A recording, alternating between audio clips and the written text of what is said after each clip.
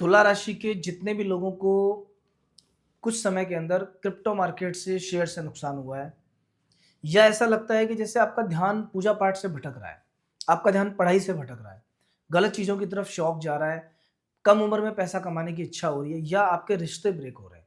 बहुत नज़दीकी लोगों से जिनसे आपका लंबे समय से रिश्ता था और वो ब्रेक हो रहा है।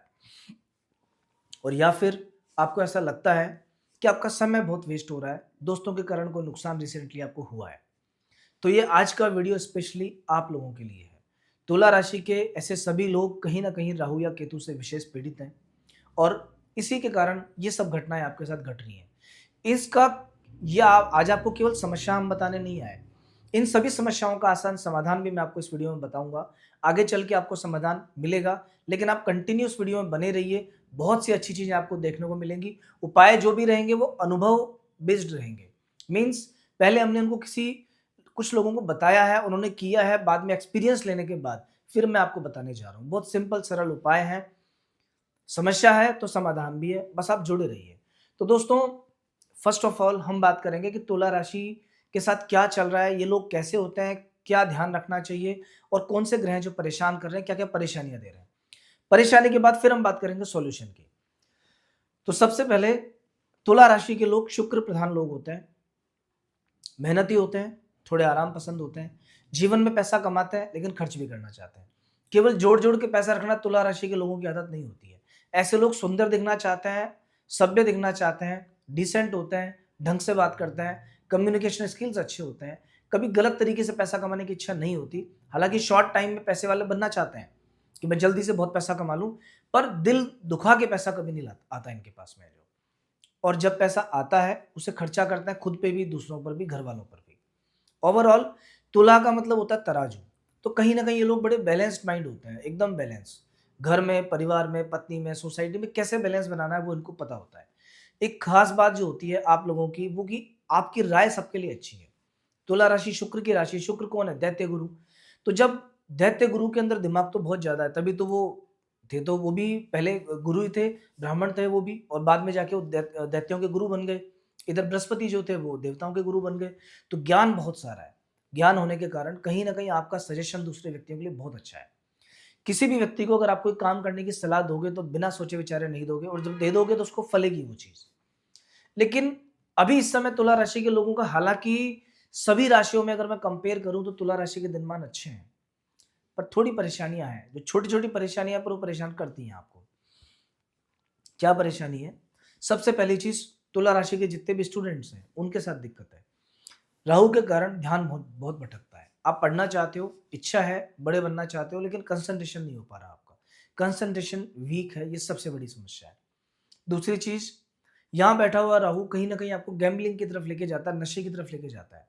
तो जितने भी स्टूडेंट्स हैं, उनको मैं स्पेशल बोलूँगा कि भले ही पढ़ाई कम कर लो, लेकिन नशे की तरफ बिल्कुल नहीं जाना है, गैम्बलिंग की तरफ बिल्कुल नहीं जाना है, जुए की तरफ बिल्कुल नहीं जाना है, चरित्र को साफ रखना है। ये चीज़ ऐसी अगर ये बिगड़ गई, तो ये सुधरेगी नहीं वापस, फिर इसमें कुछ नहीं हो सकता है। इसमें जाने का रास्ता है, वापस आने का रास्ता नहीं है। इस जगह पर आपको ध्यान बहुत ज़्यादा रखना है क्योंकि राहु का काम है बिगाड़ना, गलत संगत देना, गलत लोगों के साथ लेके जाना, स्क्रीन टाइम बहुत ज़्यादा बढ़ जाता है। अभी जितने भी तुला राशि के लोग हैं फालतू टाइम बहुत वेस्ट करते होंगे फ़ोन पे अपना। बाद में आपको रियलाइज़ होगा शाम के टाइम कि मैंने आज पूरा दिन खराब कर दिया। लेकिन उससे आप पीछा नहीं छुड़ा सकते क्योंकि राहु पंचम में बैठे हैं और राहु का काम है ये जितने भी इलेक्ट्रिक इक्विपमेंट्स हैं, आधुनिकता की दौड़ में जो भी चीज़ें दिखती हैं आपको, ये सब राहु की देन है। इस पे थोड़ा कंट्रोल करना पड़ेगा। ज़्यादा लालच के चक्कर में गलत जगह पैसा इन्वेस्टमेंट मत करना, नहीं तो नुकसान हो जाएगा आपको। शेयर मार्केट वगैरह का काम कभी-कभी फलता है आपको लेकिन नॉलेज के साथ। ऐसे नहीं कि किसी को दे दिया, किसी की सलाह मान के कर दिया या रातों-रात बनने के इरादे से कर दिया, वो नहीं फलेगा आपको। अभी 11वें घर में केतु है, जो एकदम नज़दीकी मित्र हैं आपके, जिनसे आपकी हमेशा बनती थी, जो हमेशा काम आते थे। अभी उन लोगों से भी आपकी दूरी हो सकती है। ये दूरी नहीं होनी चाहिए, ये डिस्टेंस नहीं आना चाहिए, संभल के चलिए थोड़ा-सा, सावधानी के साथ में, ध्यान के साथ में और मित्रों से मित्रता बना के रखिए, वरना नज़दीकी लोगों को आप अवॉइड कर सकते हो। हो सकता है आपकी बातचीत, आपका कम्युनिकेशन कम हो जाए और बाद में ये आपको प्रॉब्लम क्रिएट करे। तो इस मामले में थोड़ा-सा ध्यान आपको देना पड़ेगा। बृहस्पति हालाँकि आपको सपोर्ट करते हैं बहुत। और गुरु के सपोर्ट करने के कारण भाग्य साथ है, मेहनत का फल मिलेगा। जो लोग ज़मीन, मकान, प्रॉपर्टी खरीदना चाहते हैं, आने वाला साल बहुत अच्छा है उनके लिए, उनको ये सब चीज़ें मिलेंगी। शनिदेव यहाँ विराजमान हैं, खर्च के घर पे उनका ध्यान है, तो थोड़ा खर्चों पे कंट्रोल रखना, गलत चीज़ में खर्चा मत कर देना।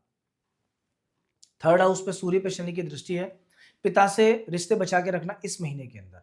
15 दिसंबर से 15 जनवरी के बीच में तुला राशि के लोगों का अपने पिता के साथ झगड़ा हो सकता है, वाद विवाद हो सकता है, ये सब दिक्कतें आ सकती हैं। एक और बात, अभी तुला राशि के लोगों को अपनी संतान से एडजस्ट करने में भी दिक्कत आएगी। राहु पंचम में, केतु की दृष्टि है,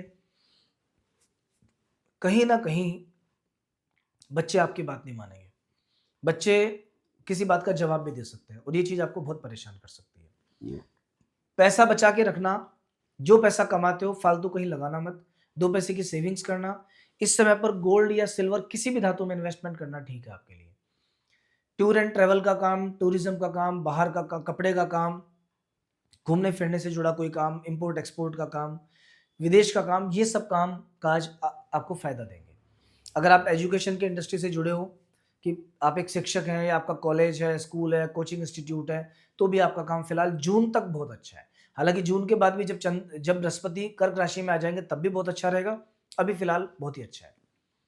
तो दोस्तों, इस वीक में या रिसेंटली आपको जो उपाय करने की आवश्यकता है, थोड़ा सा, एक तो राहु के उपाय आप करो, बहुत ज्यादा उपाय की आवश्यकता नहीं, पर थोड़े से करो। राहु के उपाय क्या करना है मैं आपको बताऊंगा, पहले एक बार बताता हूँ ये 7 दिन कैसे जाएंगे आपके। तो देखिए, 29 तारीख से सप्ताह शुरू हो रहा है हमारा, 29 तारीख और 30 तारीख 2 दिन सामान्य है। व्यापार व्यवसाय की दृष्टि से समय ठीक है, बिजनेस में ग्रोथ होगी, जीवन साथी के साथ समय सही बीतेगा आपका। 31 तारीख और 1 तारीख नए साल की शुरुआत, पुराने साल का एंड, ये दिन खराब है, बहुत सावधानी बरतना, नहीं चाहते हुए भी झगड़ा किसी से हो सकता है, वाद विवाद हो सकता है। मतलब साल खत्म होते होते किसी से आपका वाद विवाद होना निश्चित है, लगभग ऐसा मान लीजिए कुछ ना कुछ हो ही सकता है। संभल के चलना, संभल जाओगे तो बढ़िया रहेगा। 2 तारीख और 3 तारीख ये दिन बहुत शानदार है, गज केसरी योग बना हुआ है।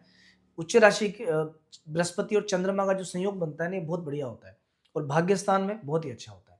इस समय पर भाग्य पूरा साथ देगा, घूमने फिरने का मौका मिलेगा, धर्म और अध्यात्म में आपकी रुचि रहेगी। वैसे भी तुला राशि के लिए बृहस्पति नवम भाव में पूजा पाठ में रुचि डालता है, हालांकि राहु भटकाता है, लेकिन अगर आप राहु का उपाय कर लोगे तो आपकी पूजा पाठ में बहुत मना जाएगा आपका। चलते फिरते कोई मंत्र जप करना चालू कर दोगे, या कोई सत्संग भजन होगा, धार्मिक स्थानों की परिक्रमा यात्रा, ये सब आपके साथ हो सकता है।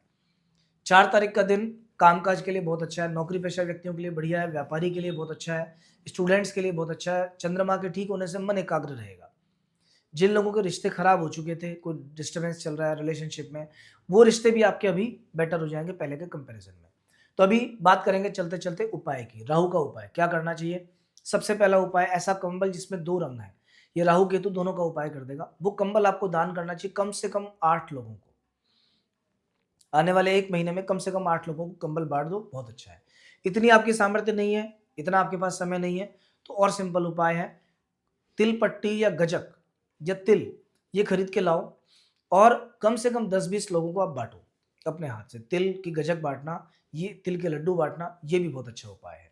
जिस दिन सूर्य की संक्रांति होती है, हर महीने संक्रांति होती है जब सूर्य देव राशि चेंज करते हैं अपनी, जब भी सूर्य की संक्रांति हो तब कम से कम 5 किलो गेहूं अपने सिर पे से उतार के किसी को दान किया करो, इससे भी आपको बहुत फायदा मिलेगा। ये बहुत सिंपल उपाय है पर आपके लिए बहुत इफेक्टिव है। राहु के जो देवता होते हैं वो माँ सरस्वती होती हैं। अगर आप प्रतिदिन संध्या के समय एक पाठ सरस्वती चालीसा का पढ़ना शुरू कर दो, देखिए सरस्वती माँ ऐसा नहीं है केवल स्टूडेंट्स के लिए फायदेमंद है। अगर आप एक व्यापारी हैं तो सही निर्णय ले पाएंगे, अगर आप नौकरी पेशा व्यक्ति हैं तो प्रॉपर वर्क आपका ऑफिस का बहुत अच्छा रहेगा, एफिशिएंसी के साथ आप काम करोगे, गलतियां नहीं होंगी आपसे, स्मरण शक्ति आपकी तेज हो जाएगी। कुल मिलाकर के जब बुद्धि सही काम करेगी तो सब चीज अच्छा काम करेगा।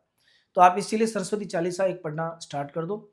और एक और उपाय केतु के लिए अगर आप कर सकते हो, केतु के लिए क्या होता है कि किसी मंदिर में आप ध्वजा लगवाइए, भले ही गणेश जी का मंदिर हो, हनुमान जी का मंदिर हो, कोई भी मंदिर हो, एक झंडा लेके जाओ, उसे लगाने के लिए कोई साथ में पाइप या कोई और कोई चीज जिससे लगा सकते हैं अपन, वो लेके जाइए और वहाँ प्रॉपर लगवाइए। जैसे आप ध्वजा लगाएंगे तो आपके जीवन में मान सम्मान बढ़ेगा, राहु केतु के उपाय बन जाएंगे, आपके काम इससे जो बिगड़े हुए काम है सारे बनने लग जाएंगे।